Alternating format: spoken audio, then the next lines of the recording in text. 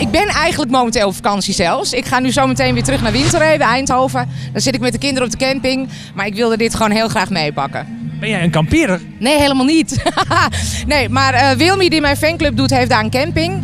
En voor de kinderen is er niks beters dan een camping. Dus ik slaap bij Wilmy in huis. Dus ik hoef niet in een caravan. Maar de kinderen hebben alles wat een camping heeft. Sas, wat vertel je nou? De kinderen slapen in de caravan en in de tentjes en andere dingen. En jij in huis? Nee, de kinderen slapen ook bij mij in dat huis. Maar ze kunnen wel overdag op die camping struinen. Ideaal.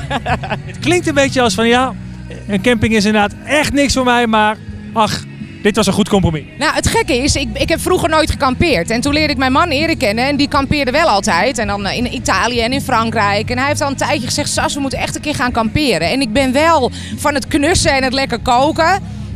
Ik ga nu beloven aan de kijkers dat ik ooit een keer echt in een caravan op de camping ga staan. Kunnen we die belofte nog een keer wat concreter maken? Volgend jaar zomer gewoon met het gezin in een caravan? Oké, volgend jaar zomer zit ik in een caravan. Ik maak foto's dan.